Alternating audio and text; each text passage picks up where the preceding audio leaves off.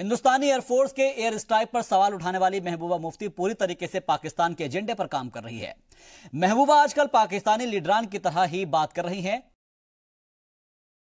तो दरअसल ये कोई पहला वाकया नहीं है जब इस तरह की बात निकलकर सामने आई हो। आपको जो ग्राफिक्स है वो भी बताते हैं कि किस तरीके से महबूबा के बयानात सामने आए हैं। एक के बाद एक तमाम ऐसे बयानात है जिससे हर बार ये अंदेशा होता है कि क्या उन्होंने कहा है। पाकिस्तानी वजीर आजम को एक बार फिर से मौका मिलना चाहिए, उन्होंने सबसे पहले यह कहा था। और उनका एक ट्वीट आया था, उसमें उन्होंने लिखा था कि जंग की बात अनपढ़ लोग क्या करते हैं। इसके साथ ही उन्होंने एक चीज और कही थी कि पाकिस्तान एक न्यूक्लियर पावर है, इसके अलावा पाकिस्तान से जंग हुई तो ज्यादा नुकसान हमारा होगा। ये तमाम बातें उन्होंने उस दौरान कही थी। इसके साथ ही उन्होंने ये कहा था कि इंतखाबात से पहले बालाकोट के बहाने ध्यान भटकाने की कोशिशें की जा रही है।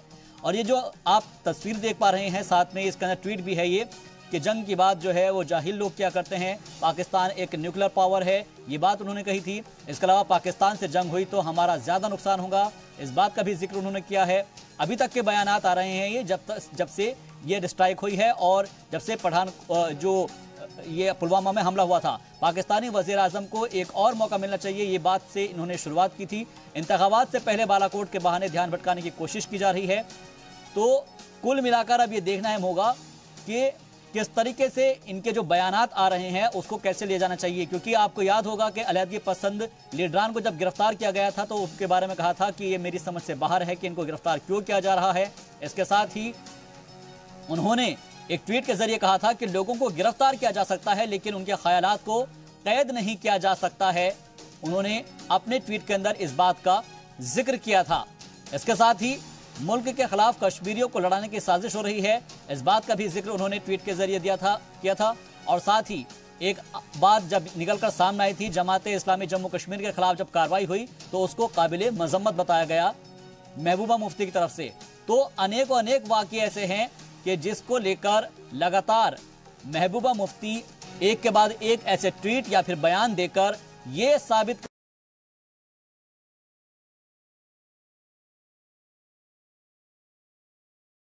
लीडर हिंदुस्तानी बोली पाकिस्तानी। क्योंकि एयर इंडिया के जय हिंद वाली एडवाइजरी पर भी महबूबा ने कहा था कि सरकार ने हुब्बुल वतनी के जोश में आसमान को भी नहीं बख्शा है, इस बात का उन्होंने जिक्र किया था। और ये उस दौरान कहा गया है जहां पर सीधे तौर पर एक के बाद एक कार्रवाई के ऊपर वो सवाल निशान खड़ी करती नजर आई है। हमारे ब्यूरो चीफ सैयद तजम्मुल इस खबर पर ज्यादा जानकारी के साथ, ज्यादा अपडेट के साथ, मजीद जानकारी के साथ जुड़ गए हैं। तजम्मुल, ये कोई पहला वाकया नहीं है कि जब महबूबा मुफ्ती के इस तरीके के बयानात आए हो, एक के बाद एक हमने अपने नाज़रीन को वो बयानात दिखाए हैं, ट्वीट दिखाए हैं जिसके अंदर ये साबित हो जाता है कि लीडर भले ही हिंदुस्तानी हो लेकिन उनकी जो बोली है वो पाकिस्तानी नजर आ रही है। बिल्कुल शाहबाज, जिस तरह से आपको याद होगा कि हमने लगातार इस खबर को ट्रैक किया कि आखिर क्या जरूरत पड़ी कि साबिक वजीर आला जो है इस वक्त काफी तेजी के साथ बयान दे रही हैं, जो कि मुल्क में जो लोग इस वक्त रिहाइश पजीर हैं उनके जज्बात एहसासात की कदर किस तरह से हो जाए, या कश्मीर में जो मेन स्ट्रीम का अपना एक दायरा है उससे बाहर आकर ऐसी नौबत क्या पड़ी। लेकिन जब हम माजी में देखते हैं तो पीडीपी बनते वक्त भी उस वक्त महबूबा मुफ्ती मोहम्मद सईद ने सेल्फ रूल का जो नक्शा खींचा उसमें साफ तौर पर उन्होंने लिखा हुआ था, जो बाद में डिस्कस भी हुआ, बल्कि गवर्नमेंट भी बनी, पहले कांग्रेस के साथ फिर बीजेपी के साथ, बड़ी दो नेशनल पार्टी के साथ ये पार्टी इक़्तिदार में रह चुकी है। लेकिन उस वक्त भी यही बातें उन्होंने कही। अगर आपको याद होगा कि जब महबूबा मुफ्ती वजीर आला थी उस वक्त भी यही बात कहती थी। उसके बाद काफी सारे बच्चे जिन पर FIR थे और उसके बाद कहा कि पत्थरबाजी से मामला हल नहीं होंगे, इन्हें घर जाना होगा, इन्हें दानिशगाहों में जाना होगा, मदरसों में जाना होगा, तालीम हासिल करनी होगी। और बहुत सारे मौकों पर हमने देखा कि जब महबूबा मुफ्ती के वालिद मुफ्ती मोहम्मद सईद ने इलेक्शन जब हुए तो उसके फौरन बाद उन्होंने पाकिस्तान का शुक्रिया जम्मू में अपनी रिहाइशगाह पर प्रेस कॉन्फ्रेंस के दौरान किया। दरअसल वो बात बावर करना चाहते हैं कि जो बातें सेल्फ रूल में उन्होंने लिखी हुई हैं, जिसमें साफ तौर पर वो कह रहे हैं कि दोनों मुल्कों के बीच में दोस्ती इंतहाई अहमियत की हामिल है। जब तक दोनों देश दोस्ती से आगे नहीं बढ़ेंगे तब तक इस तरह की तलखियां पैदा हो सकती है। लेकिन क्यों ही बीजेपी के साथ नाता तोड़ दिया गया, उसके बाद आपको याद होगा कि उस वक्त महबूबा मुफ्ती कुछ दिनों तक घर में रही, उसके बाद कॉन्स्टिट्यूएंसीज में लोगों के पास जाती रही और कुछ दिनों तक उन्होंने ना ही प्राइम मिनिस्टर के खिलाफ कुछ बोला, ना ही मरकजी सरकार के खिलाफ कुछ बोला। लेकिन उसके बाद जब से बयानबाजियां शुरू हुई है, महबूबा मुफ्ती अपनी पीडीपी की जो इकाई है, पीडीपी का जो सेल्फ रूल का जो दरअसल नक्शा खींचा गया है, उसको अवाम में एक बार फिर लाना चाहती है, जो कि गवर्नमेंट में रहते वो बातें नहीं कर सकती थी। और महबूबा मुफ्ती के लिए ये एक अच्छा मौका मिला। जब उन्हें गवर्नमेंट में रहना था तो उस वक्त मरकजी वजीर दाखिला या प्राइम मिनिस्टर के फंक्शन में कभी भी इस तरह की बात नहीं की। लेकिन उसके बाद इक़्तिदार जाने के बाद लगातार जमात इस्लामी की गिरफ्तारी। ठीक है, आप मेरे साथ बने रहिएगा। इस वक्त हमारे साथ एक मेहमान जुड़ गए हैं, Wahidur Rahman परराजी, senior PDP leader हैं। सर, आपका बहुत बहुत इस्तकबाल करते हैं हम जी सलाम में। सर, सबसे पहले मेरा अहम सवाल ये है, क्या पीडीपी को हिंदुस्तान के जो आइन है उसके अंदर कोई भी भरोसा नहीं रह गया है? नहीं, जो हमारा जो पीडीपी का जो सेल्फ रूल का डॉक्यूमेंट है वो कोई अनकॉन्स्टिट्यूशनल डॉक्यूमेंट नहीं है। This is gone to the working group जो प्राइम मिनिस्टर लेवल पे बने हैं। मैं इसलिए टोक रहा हूं सर, इस चीज को अभी ये नहीं आपका कॉन्स्टिट्यूशन भले ही होगा, हम जो कह रहे हैं कॉन्स्टिट्यूशन से बड़ा हिंदुस्तान का आइन है, हिंदुस्तान का कॉन्स्टिट्यूशन है सर। पहले वो माना जाएगा या आपकी पार्टी का माना जाएगा?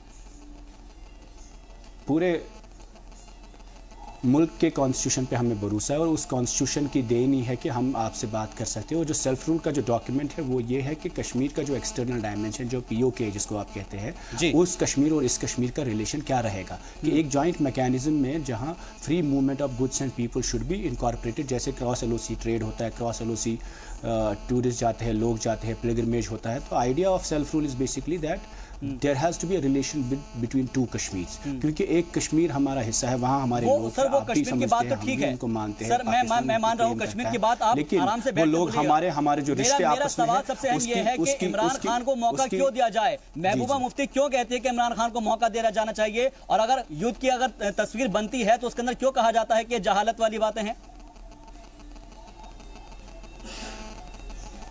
देखिए, इमरान खान से ही बात करनी है और उन्हीं को मौका देना है, क्योंकि हम बार बार ये कहते हैं कि पाकिस्तान से इन्फिल्ट्रेशन होता है, सीज फायर वायलेशन होता है, पाकिस्तान से अटैक्स होते हैं, तो पाकिस्तान से ही बातचीत होनी चाहिए। Talk to end violence. अरे सर, कितनी बार बात की जाएगी, कितनी बार सबूत दिए जाएंगे? आपकी जंग की कैजुअल्टी है, आपकी जंग हम नहीं लड़ेंगे। आप जो चाहते हैं ना, आप अपनी जंग कश्मीरियों के कंधे पे बंदूक रखना चाहते हो, लड़ना चाहते हैं। हम लोग आपकी जंग नहीं लड़ना चाहते, हम अपनी जंग लड़ेंगे। लेकिन लगातार अगर इस तरह के हमले होते रहेंगे, हमारे जवान शहीद होते रहेंगे, तो हम क्यों उनके साथ दोस्ती करें? फिर अभी तो नई सरकार बनी है वहां पे।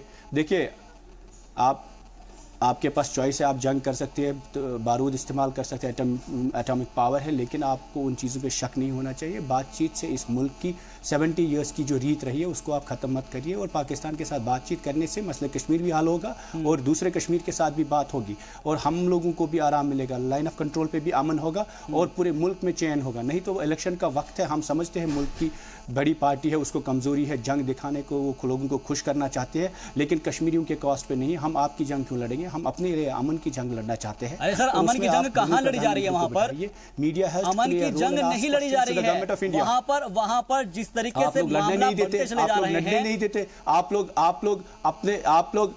लोग लड़ने नहीं देते, आप लोग जो गवर्नमेंट सरकार में है, आप तो अपोजिशन को क्वेश्चन करते हैं, आप तो प्रधानमंत्री से क्वेश्चन ही नहीं करते, बीजेपी से क्वेश्चन ही नहीं करता मीडिया कि क्या हुआ है, why is there a situation कि ऐसा अटैक हो कि जिसमें इतना बड़ा फिदाइन अटैक हुआ है और लोकल लड़के ने 70 ईयर्स में आज तक फिदाइन अटैक नहीं किया। ये क्यों हुआ है? यहाँ पे तफ्तीश उसकी चल रही है, उन सब चीजों की भी तफ्तीश चल रही है, लेकिन मुल्क का मसला मुल्क में निपटाया जाएगा ना, बैरून मुल्क में नहीं निपटाया जाएगा ना सर। बात नहीं है, बैरून मुल्क में नहीं निपटाया जाएगा ना, ये तो मुल्क का मसला है। मुल्क की जो जांच एजेंसियां है वो यहाँ पर जांच करेगी, पुलवामा का लड़का फिदाइन अटैक करता है, तो उसके लिए इमरान खान को आप जिम्मेदार ठहराएंगे या अपने प्रधानमंत्री को सवाल पूछा जाएगा? पुलवामा में इंसिडेंट हुआ है, यहाँ के प्रधानमंत्री से मतलब आप इसके लिए किसको जिम्मेदार ठहरा रहे हैं? फिर गवर्नमेंट से क्वेश्चन होनी चाहिए। एक एंगल है, there is an angle, but it is important, it is important. Waheedur Rahman साहब, आप पुलवामा अटैक के लिए किसको जिम्मेदार ठहरा रहे हैं? जरूरत है आपको यहाँ अपने आप से सवाल पूछने की जरूरत है। नहीं, आप बताइए ना, आप किसको जिम्मेदार ठहरा रहे हैं? यहाँ के हालात को, क्योंकि जो एड्रेस नहीं हुआ 70 ईयर्स में, जब तक हम कश्मीर के मसले को एड्रेस नहीं करेंगे, मतलब आप पाकिस्तान को दोष नहीं देंगे? पाकिस्तान का इसके अंदर कोई हाथ नहीं है आपके हिसाब से? ऐसे हालात रहेंगे आपके हिसाब से पाकिस्तान का इसके अंदर कोई हाथ नहीं है? पाकिस्तान का दोष है तो पाकिस्तान से बात करिए। हम आपको बार बार पाकिस्तान से बात करिए और ऐसे सारे मुद्दों पे बात करिए कि ये अटैक्स क्यों हो रहे हैं कश्मीर में। अरे तो बात करने के लिए क्या कर सकते हैं? आपके पास अभी तो जंग किया, तो बंद क्यों किया? ये तो आप लोग जो तमाशा दिखाना चाहते हैं पूरे मुल्क में, किनको बेवकूफ बना रहे हैं आप? कौन सा तमाशा? के लोग आपको 70 साल से ये जंग की जो एयर स्ट्राइक है वो तमाशा लगती है? और आपको 40 जवानों की शहादत किसको तरस खाया इस मुल्क में? हमारे जवान मर रहे हैं, हमारी पुलिस मर रहे हैं, हमारे लोग हमारे लोग मर रहे हैं, हमारे लोग मर रहे हैं। ये जंग जो आप दिखा रहे हैं ना, आपको उनकी शहादत मजाक लगती है, तमाशा लगती है? और हमारे जो 60,000 लोग मेरे सवाल का जवाब नहीं दे पा रहे हैं। मैं ये जानना हूं क्या हमारे मुल्क के अंदर जवान शहीद हुए हैं, क्या आपको वो तमाशा लगता है? क्या पुलवामा में जो अटैक हुआ वो तमाशा लगता है? क्या एयर स्ट्राइक जो हुई है वो तमाशा लगता है आपको? नहीं, आपको तमाशा लग रहा है जो कश्मीर में एक आज तक 60,000 लोग मरे हैं, नौजवान लोग जो जाने दे रहे हैं, वो उसको आपने तमाशा नहीं, आप तमाशा बता रहे हैं ना इस चीज को। आप बता रहे हैं कि तमाशा कर रखा है, ये तमाशा नहीं है ना सर। जहां पर हमारे 40 जवान शहीद हो जाए और हम कुछ भी ना करें, फिर इन्वॉल्वमेंट है तो पाकिस्तान से बातचीत की जाए। आपको लगता है हुर्रियत की इन्वॉल्वमेंट है? हुर्रियत से बातचीत की तो हुर्रियत पे कौन? हुर्रियत के ऊपर कार्रवाई हो रही है ना, अलहदगी पसंदों पर कार्रवाई हो रही है, आप लोग तो उनकी हिमायत करते हैं। उठाने की जरूरत नहीं है। अरे सर, आप तो हिमायत कर रहे हैं ना अलहदगी पसंदों की, जरूरत नहीं है आपको। सर आप तो हिमायत कर रहे हैं ना, पीडीपी हिमायत करती है जब अलहदगी पसंदों की सिक्योरिटी वापस ली जाती है, आप उनको मना कर देती हैं।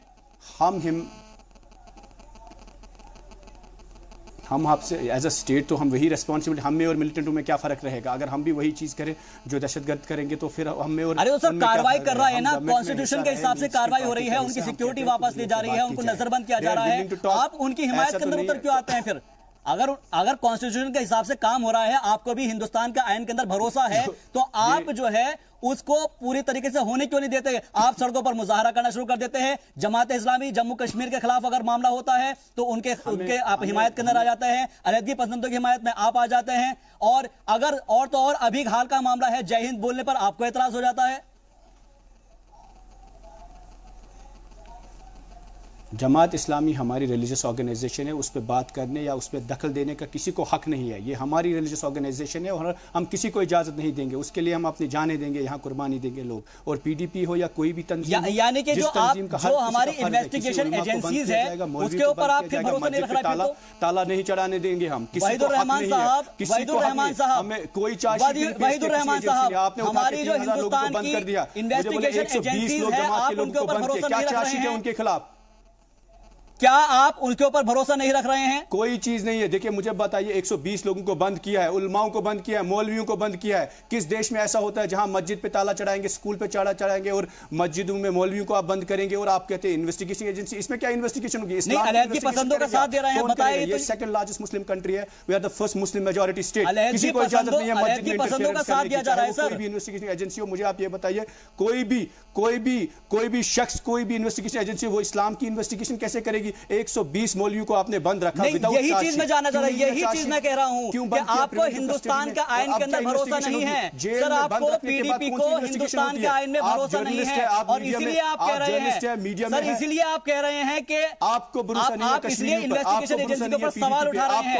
आपको हिंदुस्तान के आईन के ऊपर अगर भरोसा नहीं है तो फिर आप बात करते हो कश्मीर की। जब आप बातचीत कैसे करेंगे? शक करने का जो आपको ठेका दिया है, आपको किसने सर्टिफिकेट दिया कि आप लोग मुसलमानों पे शक करेंगे? मुसलमान मैं भी हूं, कश्मीरी है और मुसलमान। वहीदुर रहमान साहब, मैं भी हिंदुस्तानी मुसलमान हूं, मुझे मालूम है, मैं भी मुसलमान हूं, आप हमारा लेकिन इसका मतलब ये नहीं कि आप हिंदुस्तान के आईन के ऊपर, उसके बाद आपको जो मर्जी है ये वहीदुर रहमान साहब बनता है। मेरी एक बात बताइएगा आप, हमने आईन पे कोई बात नहीं की, ये रिलीजियस इशू है। और जमात इस्लामी इन्वेस्टिगेशन एजेंसी किसके अंडर में आती है सर? इन्वेस्टिगेशन एजेंसी किसके अंडर में आती है? जमात को बंद करने रहमान साहब, इन्वेस्टिगेशन एजेंसी किसके अंडर में आती है? कॉन्स्टिट्यूशन के हिसाब से चलती है नहीं चलती है, ये बताइएगा। नहीं हुई है इन्वेस्टिगेशन एजेंसीज आईन के हिसाब से चलती है ना? कहां उन्होंने कॉन्स्टिट्यूशन के खिलाफ बोला है अमीर जमात ने? कहां जमात इस्लामिया ने बोला है? कहां जमात इस्लामिया ने पसंदों के साथ उनके ताल्लुकात बताए गए हैं? Participated in 1987 elections, they boycotted elections only after then when there was a rigging. वो कांग्रेस के दौर में रिगिंग हुई और उसके बाद नेशनल कॉन्फ्रेंस ने जमात को बैन किया। Jamaat is part of mainstream, it's part of solution, it's not part of the problem. Jamaat Islamia को बंद करने से यहाँ कुछ नहीं होगा। जमात इस्लामिया गहरी होगी, मजबूत होगी और हम जैसे नौजवान भी जमात इस्लामिया के साथ चलेंगे। आप मुझे बताइए, यानी कि आप इनडायरेक्टली कह रहे हैं कि आप अलहदगी पसंदों के साथ हैं? आप हमें बताएंगे किस तरीके में? पीडीपी अलहदगी पसंदों के साथ है इनडायरेक्टली, तो आप फिर ये कह रहे हैं? बिल्कुल, जमात इस्लामिया के साथ किसी को हक नहीं है। नहीं, आप अलायदी पसंदों के साथ है या नहीं है? पीडीपी अलायदी पसंदों की हिमायत कर रही है, क्या आप उनके साथ कल को हैं? नरेंद्र मोदी, देखिए हम तो बीजेपी के साथ भी चले, हम तो आरएसएस के साथ भी बात की, हमने बीजेपी के साथ बात की, क्योंकि उन्होंने कहा कश्मीर पे अमन की बात करेंगे, जो भी शख्स अमन की बात करेगा हम उसका साथ देंगे, चाहे वो जमात से हो, आरएसएस से हो, बीजेपी से हो, पाकिस्तान से हो, हिंदुस्तान से हो, जो हमारे इंटरेस्ट में बात करेगा हम उनका साथ देंगे। लेकिन हम कोई कॉन्स्टिट्यूशन के खिलाफ नहीं है, और ये इल्जाम आप हमसे मत लगाइए, हमें एंटी नेशनल वहीदुर रहमान साहब, मुल्क मुखालिफ जितनी भी चीजें मिलती है उसके हिसाब से एनआईए जांच करती है, तफ्तीश करती है, और उसके हिसाब से ही कार्रवाई की जा रही है जमात इस्लामी जम्मू कश्मीर के ऊपर, बाकी जमात के ऊपर नहीं है, सिर्फ जमात इस्लामी जम्मू कश्मीर के ऊपर है, यह भी आपको पता होगा। तो आखिर ऐसा क्या चल रहा है? तभी तो की गई है कार्रवाई, कोई तो पुख्ता सबूत मिले हैं ना एनआईए को। मुझे ये बताइए, आप, हमारी सरकार थी और बीजेपी उस सरकार का हिस्सा थी, महबूबा जी चीफ मिनिस्टर थी, 3 साल में किसी एजेंसी ने जमात इस्लामी के खिलाफ चार्जशीट नहीं दिया, कोई उनको रिपोर्ट नहीं मिला। तो ये अचानक आपको कहां से मिल गया ये इन्फॉर्मेशन? और 120 लोगों को उठाते हैं, पहले बंद करते हैं, उसके बाद इन्वेस्टिगेशन करते हैं। ये किस मुल्क में हुआ है जहां आप पहले इन्वेस्टिगेशन के पहले ही बंद कर देते हैं, लोगों को फैसला सुना देते हैं, और टीवी पे आप बोलते हो ये तो मुल्क मुखालिफ तंजीम है। 87 में यही लोग इलेक्शन का हिस्सा थे, फारूक साहब ने इनको बंद किया। आप मुझे कहिए, कल जमात इस्लामिया हो सकता है they can be part of main stream, आप किस हक से उनको बंद कर सकते हो, डिसबैंड कर सकते हो? यानी कि मैं वही चीज सर आपके पास दोहरा रहा हूं कि यानी कि आप एनआईए के ऊपर भरोसा नहीं कर रहे हैं। फिर वहीदुर रहमान साहब, इसका मतलब आप एनआईए पर भी भरोसा नहीं कर रहा है, हिंदुस्तान के आइन के ऊपर भरोसा नहीं कर रहा है, हिंदुस्तानी सरकार के ऊपर भरोसा नहीं कर रहा है। ये तो पॉलिटिकल लेवल पे चल रहा है। आप मुझे बताइए, मतलब आप ठीक है, बाकी सब कुछ पॉलिटिकल है, आप कहे तो ठीक है, बाकी सब कुछ पॉलिटिकल है। उन्होंने कौन से जमात इस्लामिया के साथ लिंक्स थे? नहीं, आप जो बोले वही ठीक है, बाकी एनआईए जो इन्वेस्टिगेशन कर रही है वो गलत है। तारीख में जहां कश्मीरी मुसलमान है उसको थ्रेट क्यों है पूरे मुल्क में? आप मुझे बताइए, देहरादून में 400 स्टूडेंट को हम लेने गए, क्या उनको खतरा किससे है? नहीं, उसके ऊपर कार्रवाई हुई है, उसके ऊपर कार्रवाई हुई है, उसके अंदर बोल दिया गया है वजीर आजम की तरफ से कि कश्मीर भी हमारी है, देश बंद हो जाता है, भी हमारी है, और कश्मीर के लोग भी हमारे हैं। एक अहम सवाल मैं जानना चाहूंगा, कैसी बात है वहीदुर रहमान साहब, एक अहम सवाल बताइएगा। एयर इंडिया तो आपका तराना है, कश्मीर आप कहे, कश्मीर के लोग, एयर इंडिया की तरफ से एडवाइजरी जारी हुई थी, उसकी आप बात नहीं करेंगे। वहीदुर रहमान साहब, जय हिंद के ऊपर एतराज क्यों है? जी हमें एतराज नहीं है, हमने ये कहा कि इलेक्शन के वक्त आपको जय हिंद क्यों याद आता है, इलेक्शन के वक्त आपको देश की तो कभी भी कह सकते हैं, मुल्क में अभी भी कह सकते हैं, जय हिंद कितनी बार कहा जाएगा, कहा जा सकता है। इलेक्शन के वक्त आपको पीडीपी से नफरत क्यों हो जाती है? इलेक्शन के वक्त आपको मुसलमानों से प्रॉब्लम क्यों है? इलेक्शन के वक्त आपको जमात इस्लामी से प्रॉब्लम क्यों है? हिंदुस्तान के अंदर रहकर अगर आप जय हिंद नहीं कह रहे हैं, हम सरकार में नहीं है, हिंदुस्तान है, और हिंदुस्तान के अंदर अगर आप जय हिंद बोल रहे हैं और किसी भी वक्त बोल सकते हैं, उसके लिए कोई टाइम फ्रेम सेट नहीं होगा सर, उसके लिए कोई टाइम फ्रेम सेट नहीं होगा। माफ कीजिएगा, गवर्नमेंट चला रहे हैं, वहीदुर रहमान साहब, मीडिया इस मुल्क का, वहीदुर रहमान साहब, उसके लिए कोई टाइम फ्रेम सेट नहीं हो सकता है। जय हिंद अगर बोला जा रहा है तो कभी भी बोला जा सकता है, उसके लिए कोई टाइम फ्रेम सेट नहीं होगा। ये आप तय नहीं करेंगे कौन बोलेगा कौन नहीं बोलेगा, कहां बोलना है कहां नहीं बोलना है। जय हिंद, पाकिस्तान से नफरत 5 साल आपको याद नहीं रहते? मुझे आप बताइए, यही सरकार के लोग पाकिस्तान नहीं चले गए नवाज शरीफ के घर पे, उस वक्त कहां गया जय हिंद? उस वक्त इनको याद नहीं रहा पाकिस्तान दुश्मन है? उस वक्त आप मुझे बताइए, जब यही सरकार हुर्रियत से बात नहीं की, उस वक्त इनको याद नहीं रहा हुर्रियत देश जरूरी है? यही सरकार ने 87 को 87 में जमात सर देखिएगा, जो कश्मीरियत की आप बात कर रहे हैं ना, नहीं था ये जरूरी है। इसी सरकार ने हमारे साथ गवर्नमेंट बनाई, पीडीपी के साथ सरकार चलाई 3 साल, तो उस वक्त आपको याद नहीं था पीडीपी देश जरूरी है? आज आपको अचानक याद आता है कि नहीं, शहीद राइफलमैन औरंगजेब के वालिद ने जो कहा था, यही सरकार 12,000 बच्चों को हर साल पूरे मुल्क में एडमिशन करती है और पढ़ाती है, सुनिए, और उन्हीं बच्चों को आप इलेक्शन के वक्त भगा देते हैं, मेरी बात सुनिएगा, अचानक इलेक्शन वहीदुर रहमान साहब हो जाता है। मैं आपसे बता रहा हूं कि आप कश्मीरियत की बात करते हैं ना, शहीद राइफलमैन औरंगजेब के वालिद ने महबूबा मुफ्ती को नसीहत दी है, जो आपकी पीडीपी सदर है, और कह रहे हैं कि वो मुल्क में जहर फैलाना छोड़ दे, क्योंकि एक तरीके से एक वीडियो भी वायरल हो रहा है, और उन्हें साफ तौर पर उन्होंने कह दिया कि लगातार जिस तरीके से एक के बाद एक ट्वीट आ रहा है आपके यहां से, वो जो है मुल्क मुखालिफ है। आपसे मैं समझना चाहूंगा कि आपको जय हिंद के ऊपर एतराज है, ये इनको कहना पड़ेगा, ये मजबूर है, इनको कहना पड़ेगा। आपको पता नहीं है इनके हालात क्या है वहां पे, जिस खित्ते में ये रहते हैं, इनको बीजेपी का प्रेशर है वहां पे, ये मजबूर है। अच्छा, मतलब जो आपकी बात कहे वो ठीक है, जो आपसे मुखालिफ हो वो गलत है। रही हमारे साथ 3 साल बीजेपी ने गवर्नमेंट बनाई, तब तो हम बहुत अच्छे थे, तब तो बड़े लिबरल थे, सेक्युलर थे, बहुत प्रो इंडिया थे। आज अचानक से तो मैं वही चीज बोल रहा हूं सर, जिस वक्त ये मामले उठते थे उस वक्त आप भी चुप रहते थे, तो माय वे आर हाईवे, आप बीजेपी के साथ चलो तो सब ठीक है, बीजेपी के खिलाफ चलो तो अब ठीक है। ठीक है सर, आप मेरे साथ बने रहिएगा। महबूबा जी के स्टेटमेंट निकालिए, हर वक्त हमने कहा है ठीक है, पाकिस्तान से ठीक है, मैं इसके ऊपर भी आऊंगा। इस वक्त हमारे साथ एक और हमारे खुसूसी मेहमान जुड़ गए हैं, उनका तारुफ करा देते हैं। लेफ्टिनेंट जनरल उत्पल भट्टाचार्य जी हैं, डिफेंस एक्सपर्ट है। सर आपका बहुत बहुत खैर मकदम है। सर, महबूबा मुफ्ती जिस दिन से पुलवामा अटैक हुआ है, एयर स्ट्राइक हुई है, लगातार एक के बाद एक उनके वीडियो आ रहे हैं, मुतनाज़ा बयान आ रहे हैं, इमरान खान की हिमायत कर रही है। और तो और अब जियो टीवी को एक इंटरव्यू के दौरान एक बयान उन्होंने दिया है और कहा है कि जिस तरीके से कि आखिर ये जो पूरा मामला है उसकी आदाद और शुमार बतानी चाहिए थी हिंदुस्तान की सरकार को, यानी कि एक बार फिर से वो आंकड़ों की बात पर उतर आई है। हम तो बोलेंगे बड़ा दुख का बात है, बड़ा रिस्पॉन्सिबल। उन्होंने तो चीफ मिनिस्टर था, उनका पिताजी ये पूरा मुल्क का होम मिनिस्टर था जी, उसका बाद चीफ मिनिस्टर बने, लेकिन वो पूरा मुल्क का बड़ा रिस्पॉन्सिबल होम मिनिस्टर था। और इसका बाद उन्होंने चीफ मिनिस्टर का 2 टेनियर, उनका पिताजी पहले चीफ मिनिस्टर था, बीजेपी के साथ उन्होंने चीफ मिनिस्ट्री किया। उनका बाद से जस्ट टू, जिसको बोलते हैं ना, प्लेइंग टू द गैलरीज, मैंने इलेक्शंस आएगा उसमें हमको वोट चाहिए, तो playing to the galleries and she is such a responsible minister.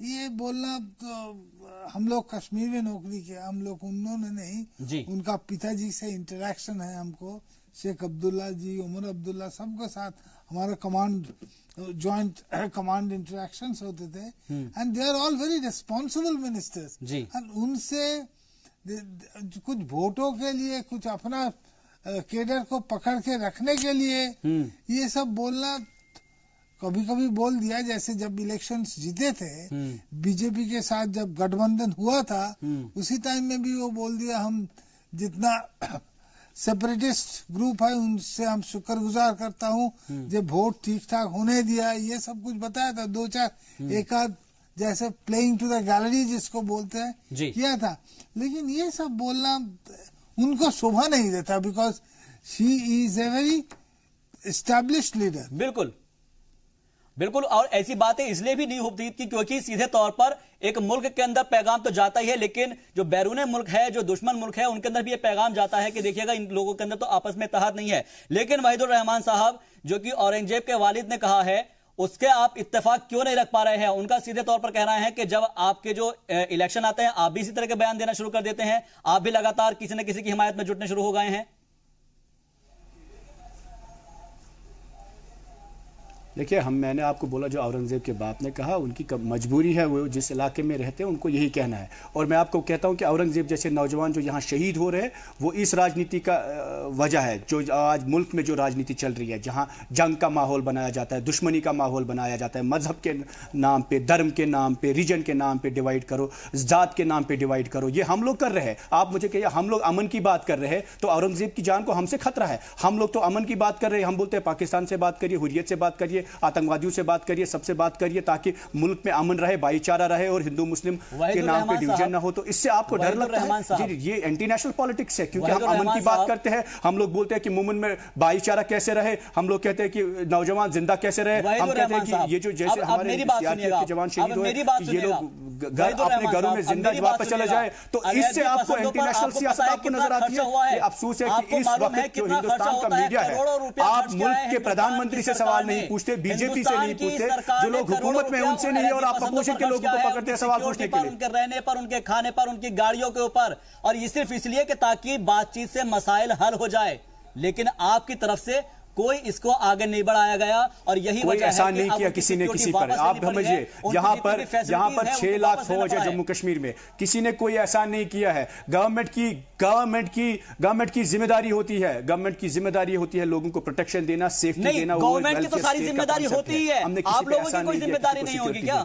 हमारा फर्ज बनता है लोगों की जान बचाना। एक जमहूरी मुल्क का हम जब डंडूरा पिटते हैं पूरी दुनिया में, हिंदुस्तान दुनिया की लार्जेस्ट डेमोक्रेसी है, उस डेमोक्रेसी का फर्ज बनता है that we protect the lives and we protect the lives of people. Protect करने के लिए अलग पसंदों को अंदर किया ना of every state government. और मुझे आप कहिए, आप मुझे कहिए, आप मुझे ये कहिए, जिन लोगों को खतरा है लोगों की प्रोटेक्शन हो सके। अगर ऐसी बात है, अगर अलहायदगी पसंद लोगों की सिक्योरिटी विड्रॉ की है गवर्नमेंट ने, और ये बात हकीकत है जो आप कहते हैं, तो इसी बीजेपी की सरकार ने, जब वाजपेयी जी प्रधानमंत्री है, इन्हीं अलहायदगी पसंद लोगों से बात क्यों की? मुझे बताइए। तो मैं वही चीज कह रहा हूं सर, मैं वही कह रहा हूं, कितनी बार बात की जाए, आप कह रहे हैं prime minister of India Vajpayee went to their doors? Why did the recently, आप मुझे कहो अभी ऑल पार्टी डेलीगेशन लेकर होम मिनिस्टर साहब गिलानी साहब के साथ मिलने क्यों चले गए? पूरी हिंदुस्तान की पार्लियामेंट लेकर ऑल पार्टी डेलीगेशन आता है और अलायदगी पसंद लोगों से बात करना चाहते हैं। अरे तो सर मैं यही तो कह रहा हूं, उसको भी कवर करता है। यही तो कह रहा हूं, हमें कंफ्यूज करते हैं। चंद महीने पहले आपने इंटरलोक्यूटर बनाया, उसको बोलते अलायदी के पसंद लोगों से बात करते हो, हमें आप कहते हो आप अपने लोगों से बात मत करो क्योंकि ये लोग एंटी नेशनल है, लेकिन वहां से दिल्ली से कोई भी आके किसी से भी बात कर सकता है। किस बिहाफ पर की जाए सर, ये बताइए ना।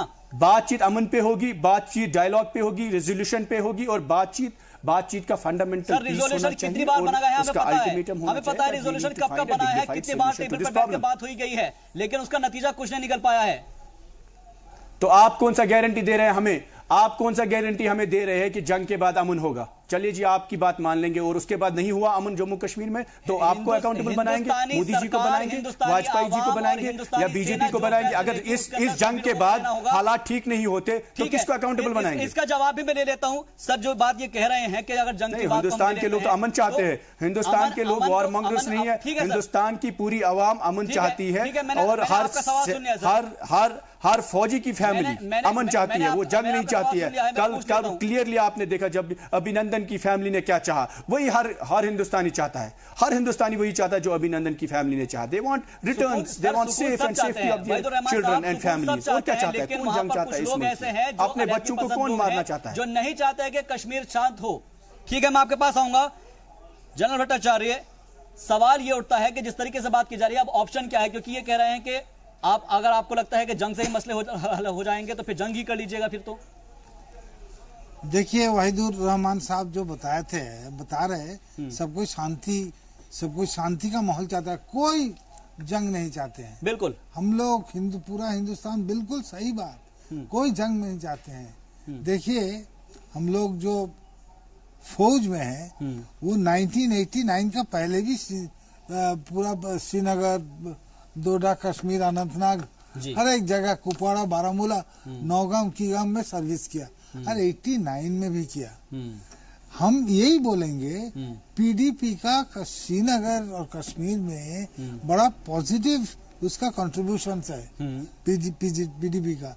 लेकिन ये जो कश्मीर का 3 खूब जो हम हर वक्त बताते हैं, कश्मीरियत, इंसानियत और जमहूरियत, हाँ। इधर से जो वहीबिज्म थोड़ा सा आ गया, उसमें प्लेइंग टू द गैलरी करते कुछ वोट के लिए, पीडीपी को ऐसा नहीं करना चाहिए। मेरा ख्याल अभी जब देखते हैं, अच्छा कुछ हमारा वोट उधर से मिल जाएगा, इसीलिए सिर्फ पीडीपी, बीजेपी, कांग्रेस, एनसी सब पार्टी को बता रहा हूँ, वोट पॉलिटिक्स में नहीं जाना चाहिए। बिल्कुल, वोट पर तो हम सेपरेट में कुछ सपोर्ट करें, कुछ ये करे, बोलते हैं हमारा ही नौजवान, बिल्कुल हमारा नौजवान है जी। आप लोग ने जो एक हम अंदर वाला बात बताता हूँ जी, ये पीडीपी का टर्मिनोलॉजी है। जो नौजवान को हमने सिखा पढ़ा के बोला, देखो आप बंदूक रख लो जी, हाँ कंप्यूटर का कीबोर्ड में हाथ लगाओ, बिल्कुल, उनको एक दूसरा नाम दे दिया, उन्होंने सिलेंडर बोलता है, सरेंडर्ड मिलिटेंट को उन्होंने उधर एक नाम दे दिया, सिलेंडर। बोला साहब हम सिलेंडर बन जाएगा तब तो मुश्किल हो जाएगा। तो सिलेंडर का मतलब क्या है? बोला सिलेंडर का मतलब है सरेंडर मिलिटेंट को वो लोग सिलेंडर बोलते हैं। तो हमारा बड़ू मैंने लॉस ऑफ फेस जिसको बोलते हैं, तो लॉस ऑफ फेस होने का कोई सवाल ही नहीं बनता है। तुम रियलाइज किया, तुम मेन स्ट्रीम में आ रहे हो, तुमको नौकरी चाहिए, अभी हम लोग हेल्प करेंगे। तो इतना अच्छा, सब कुछ अच्छा है टूरिज्म के लिए, पूरा मुल्क में JNK का माफी कोई जगह नहीं, बिल्कुल नहीं है, जन्नत है। कहाँ जाओगे घूमने के लिए? हम जाएंगे केरला, हम जाए वेस्ट बंगाल, दार्जिलिंग, क्यों? अभी यार JNK में जाने का परिस्थिति नहीं है, बिल्कुल। लेकिन number 1 destination should be JNK। कितना पैसा हो सकता है, सब कोई मिलके हम लोग सब कुछ करे तो वो that could be one of the best states in the country. बिल्कुल हो जाएगी, और जन्नत इसलिए कहा जाता है जिसको अभी फिलहाल दोजख बनाया हुआ है, और उम्मीद करते हैं कि वो आगे जन्नत बन जाएगी। बहुत बहुत शुक्रिया हमसे बातचीत करने के लिए लेफ्टिनेंट जनरल उत्पल भट्टाचार्य जी आपका, और वाहिदुर रहमान साहब आपका भी बहुत बहुत शुक्रिया अपनी बात रखने के लिए, पीडीपी का पक्ष रखने के लिए। लेकिन इन सब के बीच सवाल यही उठता है कि आखिर ऐसी चीजें जो है निकलकर सामने ना आए जो मुल्क मुखालिफ हो और जिससे मुल्क को नुकसान हो। आप दोनों का बहुत बहुत शुक्रिया एक बार फिर से।